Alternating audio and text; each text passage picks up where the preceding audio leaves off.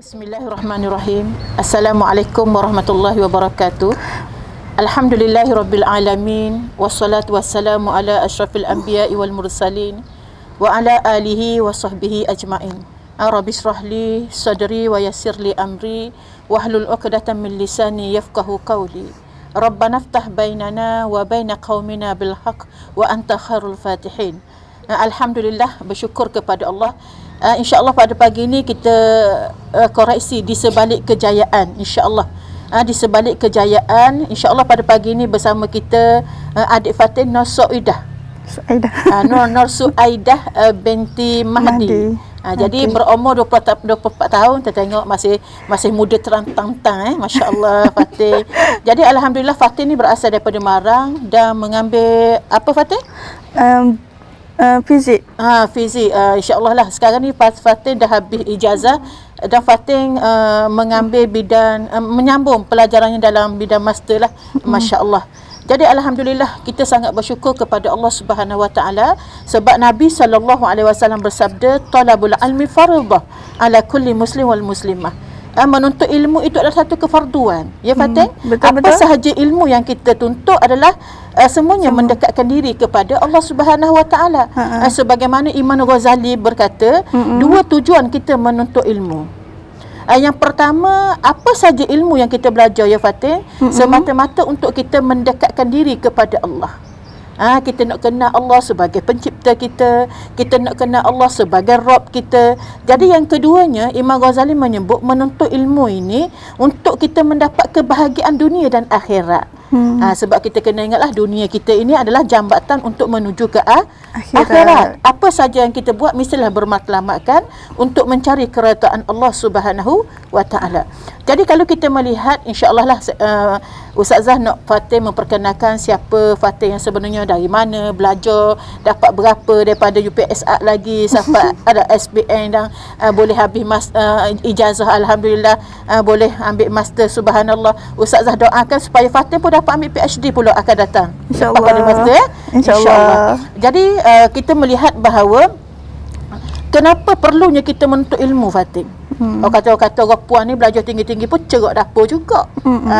Tapi walaupun ceruk dapur tetapi berbeza ya Fatin, orang yang belajar dengan orang yang tidak belajar. Jadi cuba Fatin lah, kenapa kita perlu menuntut ilmu dan sebenarnya apa ada pada ilmu yang hinggakan menyebabkan Fatin rasa duduk main dalam makmal dan sebagainya. Okey, dipersilakan adik Fatin. Okey, terima kasih Ustazah Nozila. Di atas mukadimah rasa Ustazah pula bagi sentuhan pada hati ni. Okay, jadi sebelum tu Fatin nak perkenalkan diri. Okay, nama Fatin Nur Suaidah binti Mahdi. Okay, umur 24 tahun, asal di Marang, Kuala Terengganu. Okay, pendidikan awal dulu belajar di sekolah kebangsaan Rendang lah. Masa tu belajar kat sekolah tu UPSA, alhamdulillah lah, dapat 5A. Dulu UPSA lah. Lepas tu sambung ke sekolah menengah agama Durangguling dalam 3 bulan je sebab dapat tawaran ke MRSM Kuala Terengganu. Okay, lepas tu sambung ke MRSM Kuala Terengganu, PMR alhamdulillah lah dapat 7A 1B. B tu bahasa Inggeris. Mungkin lemah sikit lah bahasa Inggeris. Dan okey, lepas tu sampailah duduk di MRSM tu, sampailah ke SPM, dan alhamdulillah masa SPM pun tak ada fail. Sambunglah pengajian ke matrikulasi Kelantan sebab masa tu tak tahu nak sambung kenapa, jadi kita pun pilihlah matrikulasi sebab matrikulasi tu adalah macam jalan shortcut sebelum kita pilih untuk ke EU mana lepas tu. Okey, jadinya bila sambung ke matrikulasi dapatlah UMT bidang fizik elektronik dan instrumentasi. Tu ijazah lah selama 3 tahun, start daripada tahun 2016 akhir tahun sampailah 2019. Habis dah lah tu ijazah tu. Sekarang ni sedang menyambung pengajian dalam bidang master fizik, sains bahan lah, lebih kepada oil spill, pencemaran dekat laut lah. Kita buat research dalam makmal berkaitan dengan ni lah, untuk buat bahan untuk serap minyak saja, tak boleh serap air. Okay, jadi ada apa dengan ilmu ni? Okay, ilmu ni kalau kita tahu dia sangat luas lah. Tak kira dalam bidang apa sekalipun, kita mesti nak kepada ilmu. Tapi tak semua orang nak kepada ilmu sebab mungkinlah bagi budak-budak ni dia tak ada galakan untuk belajar. Satu mungkin tak ada galakan, dorongan dari keluarga tu mungkin rasa kurang lah. Satu, lepas tu kalau cabaran budak-budak zaman sekarang ni mungkinlah dari sudut internet. So dia orang lebih terpengaruh dengan media sosial. Kadang-kadang masa yang diperuntukkan untuk belajar dia orang habiskan masa tanpa sesuatu yang bermanfaat lah. Betul. Masya-Allah. Jadi kenapa kita nak kepada ilmu ni? Ilmu ni lagi kita gali, lagi tu kita banyak tak tahu. Ibaratnya ni lah macam kat pantai kalau kat pantai cerita ni, kalau cari ilmu rasa pasir tu je lah. Tapi kalau tengok pasir dekat pantai tu banyak sangat. Tapi kita cari, kita lagi rasa banyaknya aku tak tahu. Maksudnya luasnya ilmu Allah ni. Tapi lagi kita belajar, insya-Allah dia akan lagi mendekatkan diri kepada Allah Subhanahu Wa Taala. Jadi itulah sekadar mukadimah sikit supaya kita ni terinspirasi untuk lagi menuntut ilmu. Tak kira usia, kita boleh je menuntut ilmu bila-bila masa. Sekarang ni lagilah teknologi. So kalau kita nak kepada suatu ilmu, insya-Allah Allah akan mudahkan jalan. Jelas sebagaimana terima kasih kepada adik Fatin di atas perkongsian ya, ilmu Allah itu sangat luas. Dan sebenarnya makin banyak kita mengkaji, sebenarnya masya-Allah ya Fatin, kita rasa makin kerdil diri ini. Betul. Macam ustazah bidang syariah dah. Tapi bila kita belajar ilmu, bila kita baca satu kitab, kita rasa kita memerlukan kepada dua kitab. Betul. Bila kita baca 2 kitab Fatin, kita rasa memerlukan kepada 3 kitab. Seolah-olah kita rasa dunia ilmu Allah ni terlalu luas sehingga kita kata, ya Allah, betapa jahilnya aku ya Allah. Ustazah rasa begitu juga dengan Fatin. Fatin ni jauhlah dengan bidang yang Ustazah ceburi ni tau. Rasa sebut fizik tu rasa tak tahu apalah. Maknanya masya-Allah. Sebagaimana Ibnu Mubarak berkata, manusia dianggap berilmu. Manusia dianggap berilmu selagi ia sentiasa menuntut ilmu. Maknanya dia kata sebaliknya jika ia menyangka sudah berilmu, maka dia dikira bodoh. Sebab tu kadang-kadang maknanya dalam mencari ilmu ni Fatin, kita rasa tak cukup seumur kan. Kalau kita rasa kita pandai, sebenarnya kita orang bodoh. Sebab ilmu Allah tu wasi'ah kan, luas. Yang wasi'ah, Allah yang maha luas. Apa saja yang Allah beri kepada kita ini adalah kata orang stok aja. Terlalu kerdil sangat untuk kita dan sebagainya lah. Sebab itulah di antaranya Ustazah kata, bagaimana cara untuk mendapatkan keberkatan ilmu? Kadang-kadang kita ilmu ni kena berguru Fatin. Betul. Sebab Nabi kata kalau tak ada guru maka fasyaitanu lah. Maka syaitanlah guru dia. Jadi apa saja ilmu walaupun kecil, kita mesti berguru.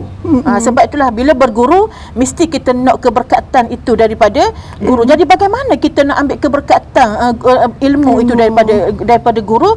Dan insya-Allah lah Fatin bolehlah share sikit beberapa tip lah yang menyebabkan Fatin rasa boleh dapat cemerlang lah dalam pembelajaran Fatin dan sebagainya. Silakan. Okey, terima kasih Ustazah. Okey, jadi nak share lah berkaitan dengan macam mana nak dapat keberkatan ilmu ni.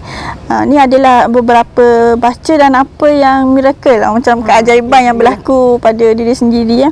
Okey, ni Fatin mau kepada cerita kepada diri sendirilah. Okey, Fatin ni ambil master fizik.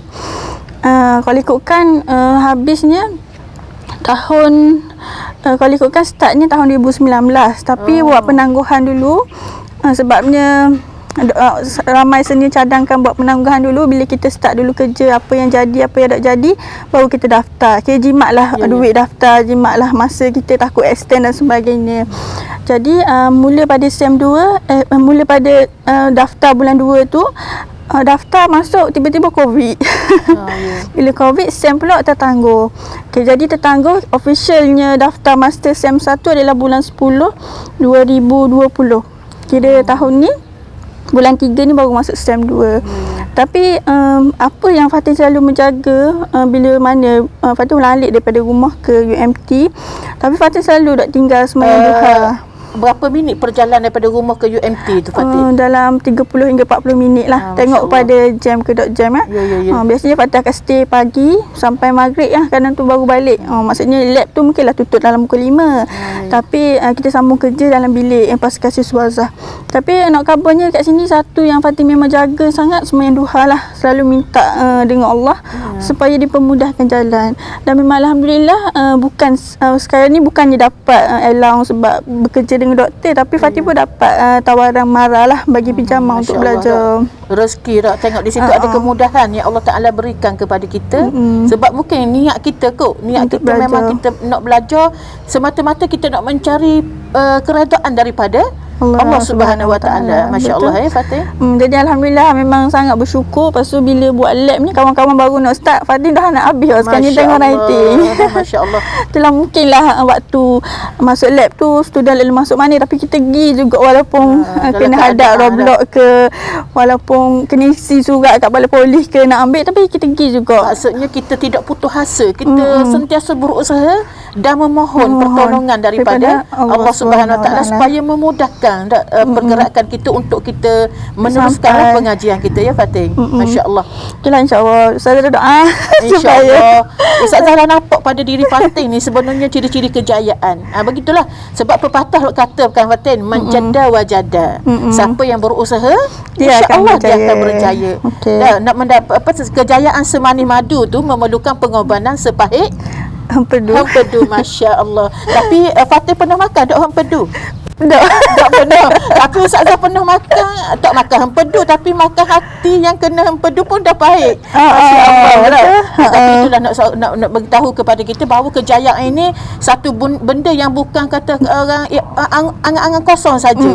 Mesti kita bertindak dan bertindaklah untuk kita dapat kejayaan yang cemerlang. Jadi mungkin Fatih boleh bagilah tips-tips pelajar cemerlang tu.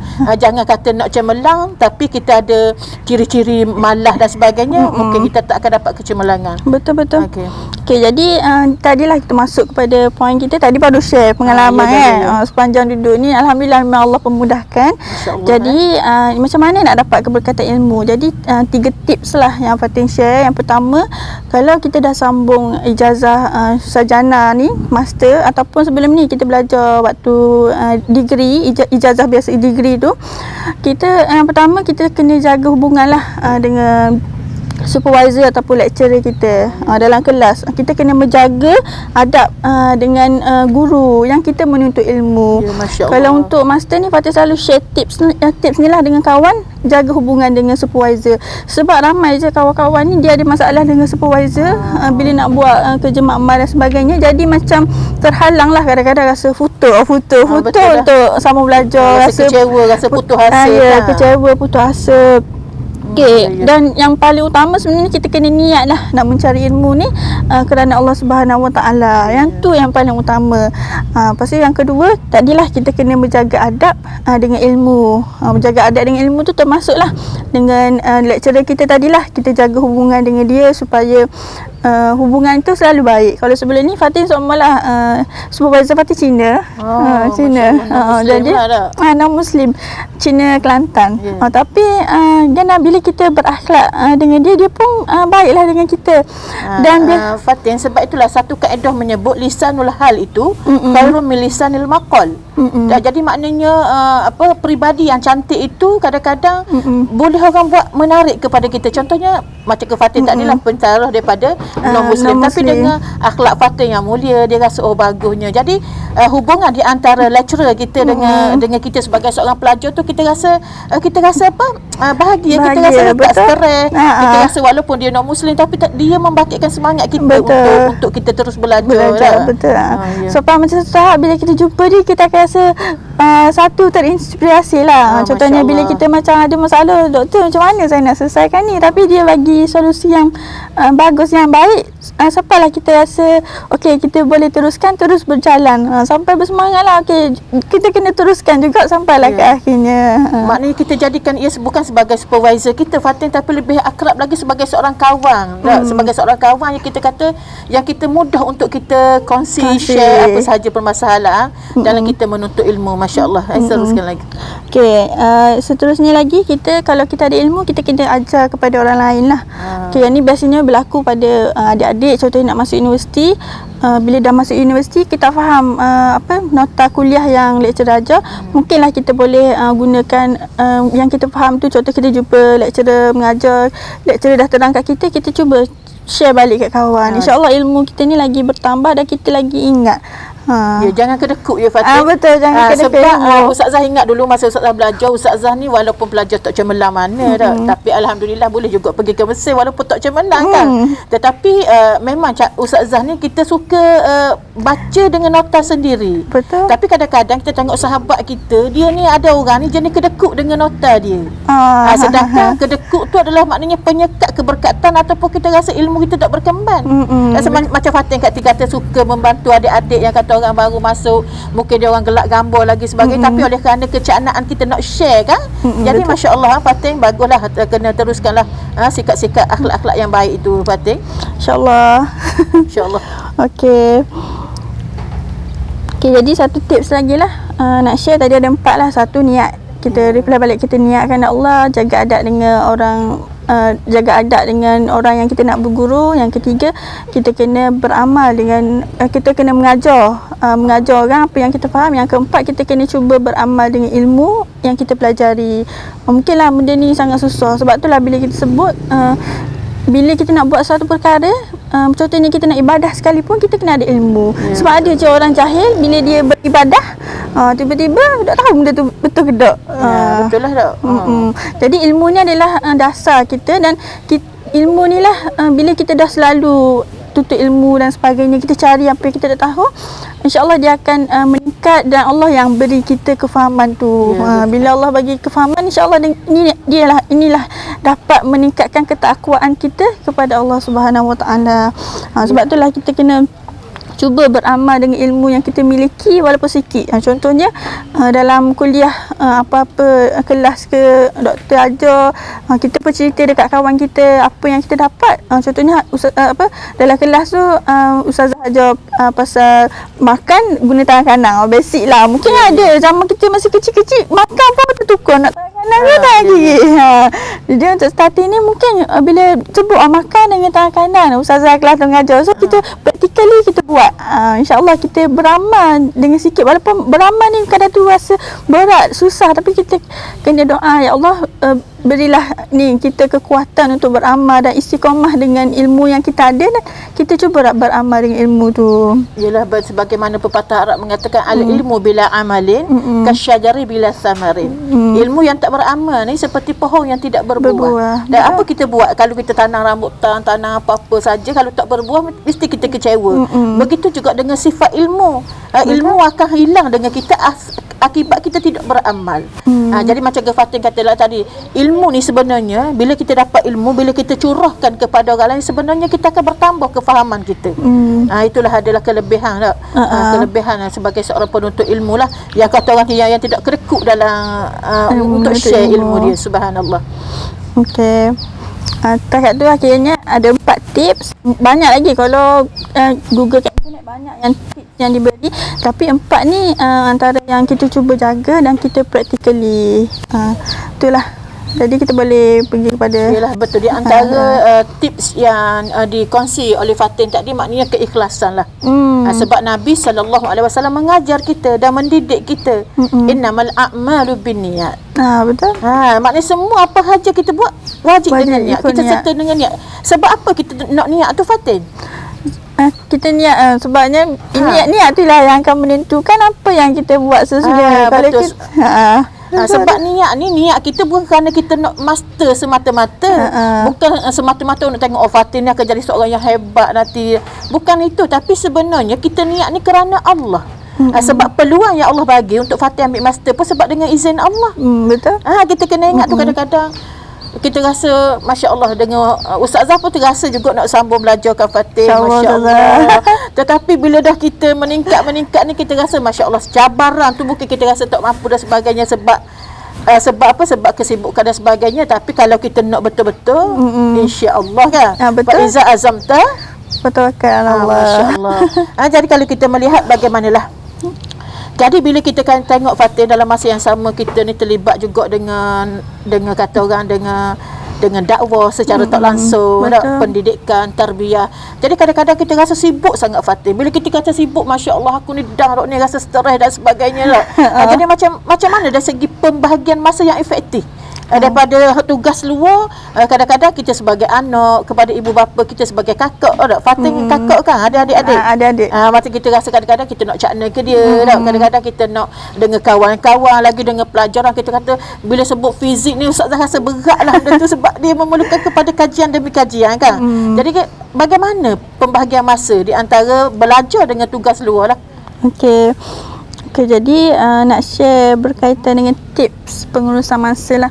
Sebenarnya tips dia memang sangat banyak, tapi bergantung pada orang. Ada orang boleh buat gini, ada orang boleh buat gitu. Okey, jadi ni tips yang mostly orang buat. Yang pertama, tips dia kita cuba buat planner harian lah. Planner harian, biasanya hari ni ataupun minggu ni kita nak buat apa, kita aim, fokus, pastikan benda tu dapat dilaksanakan. Aim, fokus, insya-Allah dapat dilaksanakan. Kita fokus betul-betul. Esok tu kita continue lah apa yang kita nak buat pula. Tu adalah memang kalau tengok sekarang ni memang ramai sangat orang jual planner. Sebabnya orang tahu planner ni mungkin menjadi keperluan terutamanya pelajar. Okay, itu yang pertama lah. Okay, yang kedua, jangan bertangguh. Jangan bertangguh.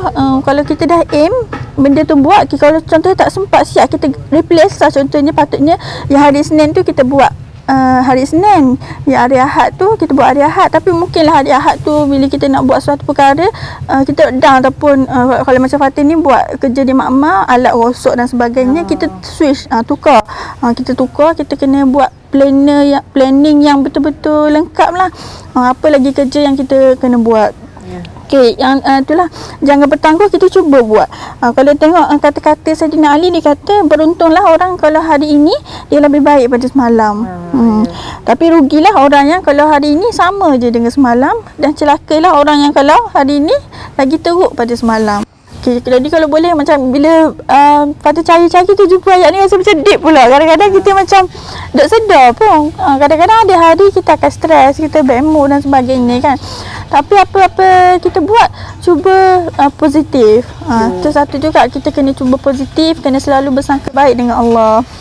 Okay, itu tips yang kedua lah. Okay, tips yang ketiga, yang ni tips yang paling penting lah bagi Fatin, iaitu kita kena jaga hak dengan Allah. Kenapa kita kena jaga hak dengan Allah? Biasanya selalu dengar hablum minallah, hablum minan nas, tapi menjaga hak dengan Allah ni contohnya lah, waktu kuliah ada gap lah sekejap. Waktu kuliah tu ada gap sekejap, 1 hingga ke 2 untuk semayang zuhur lah contohnya. Jadi kita kena segerakan lah semayang, sebab ada orang dia bertangguh, semayang tak apalah, lambat lagi aku siapkan kerja aku dulu. Jadi kalau kita ni, kita cubalah untuk masuk je waktu solat kita semayang, kecuali memang ada musyarakah ataupun perkara yang memang kita tak boleh kena settlekan. Tapi kalau boleh janganlah solat sampai di hujung waktu, sampai melewatkan dah nak masuk kepada waktu solat seterusnya. Kena selalulah jaga hubungan dengan Allah, sebab setiap daripada kita bangun tidur sampailah kita tidur balik ni, semua adalah daripada panduan yang Allah bagi kepada kita. Sebabnya Rasulullah sallallahu alaihi wasallam pernah ditanya oleh sahabat kan. Sahabat tanya, ya Rasulullah, ayul a'malul afdal? Wahai Rasulullah, apakah amalan yang paling baik? Nabi sallallahu alaihi wasallam bersabda, as-salatu ala waktiha. Sembahyang di awal waktu. Jadi betul lah Fatin, insya-Allah bila kita jaga hubungan kita dengan Allah ni, insya-Allah. Sebab mana-mana pun, sebab kita kena ingat Allah yang utama dalam hidup kita. Kalau kita nak belajar pun kita kena ikhlas. Kalau kita buat sesuatu pun kita nak mesti mendapat keredaan daripada Allah. Jadi kalau kita mencari sesuatu kerana Allah, kita bahagia Fatin. Betul. Walaupun orang tengok Allah sibuknya, tapi aku bahagia. Bahagia di dunia, bahagia akhiratnya. Masya-Allah. Jadi insya-Allah lah Fatin, rasanya mungkin kita rasa kadang-kadang Fatin tak. Apakah kita tengok maknanya dalam kita nak mengejar kejayaan kita, di sana mesti ada cabaran Fatin. Betul. Apa cabaran yang kata orang yang membuatkan Fatin kadang-kadang down? Okey.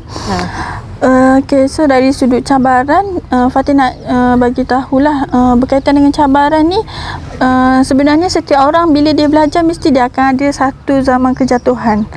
Tak kira lah. Tapi kalau macam Fatin ni, Fatin rasa Fatin pernah rasa down masa zaman matrik lah. Sebabnya sebelum Fatin kan zaman matrik tu sebelum masuk MRSM sebelum masuk UMT. Sebelum masuk sebelum UMT. sambung ijazah kan. Ya. Masa matrik tu kan tempoh dia setahun, dan waktu tu sebenarnya tak tahu nak ambil bidang apa. Okey, kalau ikutkan sebelum aku dilema lah. Kita hanya follow the flow apa yang Allah rancangkan untuk kita. Jadi setiap orang mesti ada zaman kejatuhan dia. Mungkin waktu dia sambung master dia berhenti. Mungkin waktu dia sambung ijazah dia berhenti. Mungkin ada orang sampai ke SPM je, dia dah rasa sampai setakat tu je. Tapi mungkinlah dia ceburi bidang-bidang kemahiran lain yang mungkin sekarang ni dia dah berjaya. Lebih berjaya. Iyalah, betul lah Fatin. Apa-apa sahaja yang kita rancang sebenarnya hakikatnya Allah yang menentukan. Kita kena yakin. Sebab itulah perjalanan kita ni mesti diiringi dengan keredaan demi keredaan.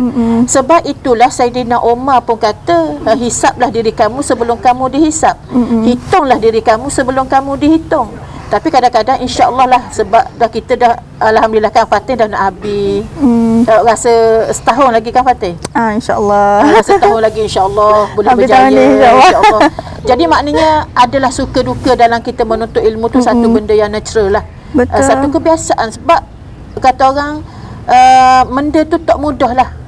Maknanya benda tu tak mudah, mesti bermula daripada payah. Tapi ada kaedah yang diajar oleh Allah. Apa dia? Inna ma'al usri yusra. Dua kali Allah ulang. Inna ma'al usri yusra. Subhanallah. Betul. Jadi insya-Allah lah Ustazah mendoakan, dan Fatin jangan lupa mendoakan Ustazah. InsyaAllah Ustazah. Mana tahu nanti boleh gerak sama-sama. Kalau gerak sama-sama tu subhanallah lah, satu benda yang ma'ul lah. Kita ma'ul tak capai di akal lah. InsyaAllah kok Fatin sama PhD sampai masa. InsyaAllah. Kalau ada keizinan daripada Allah, mana tahu tak. Sekarang ni memanglah kalau ikut naluri tu kita rasa masya-Allah. Jadi alhamdulillah, terima kasih kepada Adinda Fatin. Ustazah ni dah lama dah sebenarnya dengan Fatin ni biasa terlibat daripada Fatin UMT lagi, sentiasa bagi slot motivasi kepada pelajar-pelajar. Jadi alhamdulillah, mudah-mudahan Fatin, terima kasih di atas perkongsian. Ustazah harap adik-adik yang nak belajar tu jangan menjadikan ia satu halangan dan rintangan untuk kita terus cemerlang dunia dan akhirat. Kita niat semua kecemerlangan kita untuk dunia dan akhirat. Jadi setakat itu sudu untuk pada ini. Terima kasih lagi adik Fatin di atas kesudian bersama dengan Ustazah pada pagi ini.